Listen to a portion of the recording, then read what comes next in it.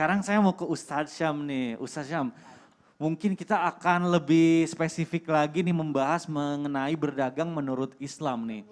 Bagaimana ya kalau misalnya hal yang pastinya tuh sebetulnya dalam Islam berapa persen sih kita boleh mengambil keuntungan dari modal usaha kita. Nah ini penting banget nih Ustadz Syam, silakan. Baik, bismillahirrahmanirrahim. Tabi guruku Ustaz Maulana Habib Muhammad, Mas Bikdat serta para alim ulama yang dimuliakan Allah Subhanahu wa taala.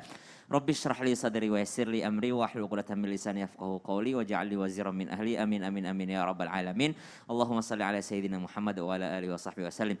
Subhanallah, jikalau ditanyakan keuntungan, berapa sih batas keuntungan yang boleh kita ambil ketika berbisnis atau ketika kita berjualan?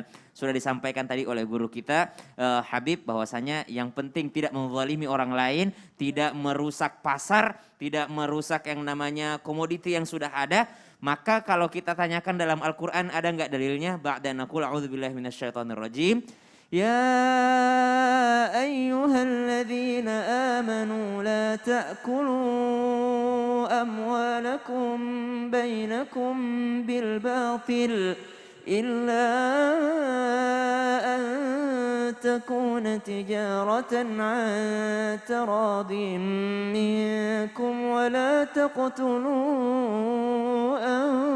anfusakum. Segala jenis jual beli itu maka di dalam kitab Al-Majmu' Imam Nawawi mengatakan kalau ada orang yang menjual sesuai dengan harga modal boleh.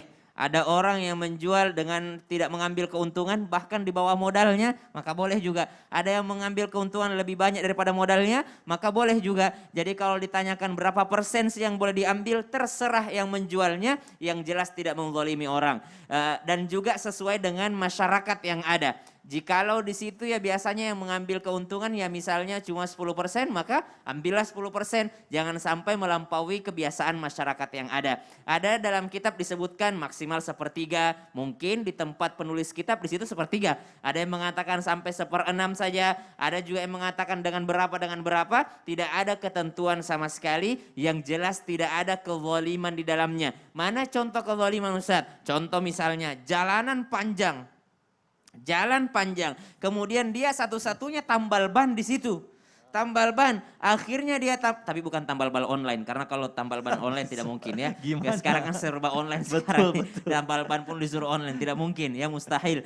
Makanya satu-satunya adalah tambal ban di tengah jalan tersebut. Lalu dia melihat ada orang yang kempes, udah capek-capek dorong motornya misalnya, lalu nyampe ke situ ditanya mau nambal ban, ya tambal Pak berapa di sini? 1 juta rupiah. Ya udah kalau nggak mau silakan dorong. Waduh, subhanallah. Ini berarti dia menzalimi orang yang akan mengambil jasanya atau orang yang mau membeli. Udah tahu orang kehausan, maka subhanallah dia jual air mineral, air putih yang dia punya itu dengan harga yang selangit gitu. Maka ini juga termasuk menzalimi orang lain. Kemudian tidak boleh juga menimbun atau merusak yang namanya pasar yang sudah ada, maka ini yang termasuk kezaliman. Namun jikalau ada orang yang misal mengambil sampai 100% itu dibolehkan saja karena yang namanya jual beli itu wa ahallallahul bai'a wa harramar riba. Allah menghalalkan jual beli yang jelas barangnya adalah barang yang halal, kemudian keuntungannya tidak sampai menzalimi orang lain karena bukan hanya menzalimi orang lain,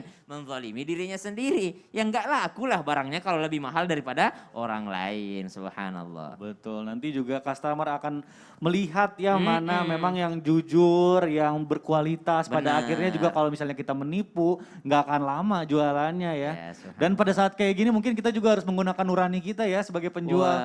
Orang sedang butuh masker, sedang butuh oksigen, jangan sampai dimahalin sampai orang-orang nggak mampu belinya. Jadi jualan tuh niatnya sedekah juga gitu. Betul, Masya Allah, mudah-mudahan berkah. Tergantung tempat juga, beli ongol-ongol di jalanan sama di mall kan beda harga. Betul. Iya, tapi kan kita maklumi kalau mahal yang di mall karena dia ada bayar pajak. Betul, bayar pajak, Bayar listrik, bayar kenyamanan, bayar area AC segala macam Iya, ya bayar Mas. ya gitu.